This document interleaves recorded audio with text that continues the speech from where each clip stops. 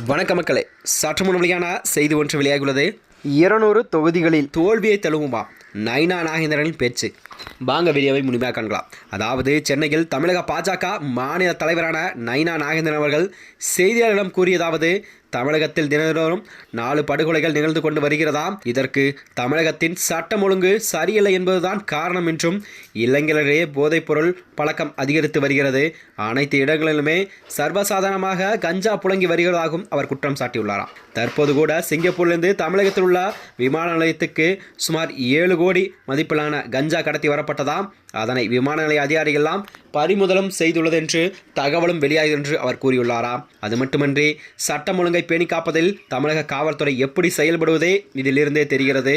தமிழகத்தை போதைப்பொருள் பழக்கம் வந்ததால் அனைத்தும் தலைகீழாக மாறியுள்ளதாம்.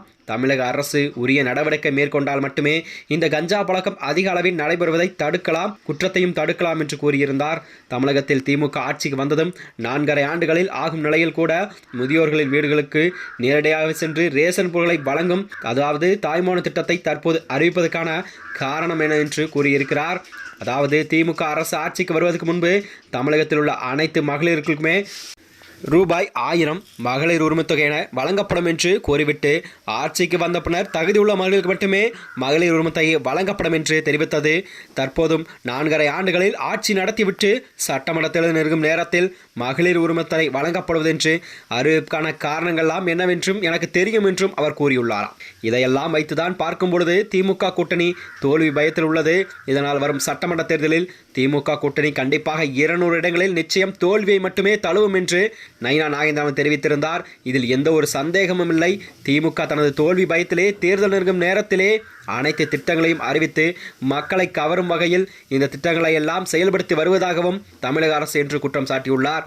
அது மட்டுமின்றி பாஜகவை பொறுத்தவரை சட்டமன்ற தேர்தலில் நடவடிக்கையாக முதல் கட்டமாக திருநெல்வேலி, தென்காசி, தூத்துக்குடி, விருதுநகர், நாகர்கோவில் ஆகிய 5 பாராளுமன்ற தொகுதிகளில் கண்டிப்பாக 30 மன்ற தொகுதிகள் உள்ளது.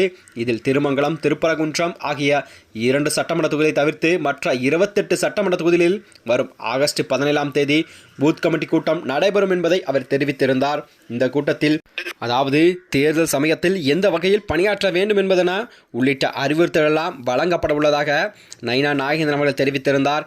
இதேபோலதான் அடுத்த கட்டமாக கோயம்புத்தூர், மதுரை, திண்டிவனம், சென்னை ஆகிய மக்களவை தொகுதியில் கூட பூத் கமிட்டி நிர்வாகிகள் எல்லாம் கூட்டம் கண்டிப்பாக நடைபெறும் என்று பாஜகவின் மாநில தலைவரான நைனா நாகேந்திரன் அவர்கள் தெரிவித்திருந்தார்.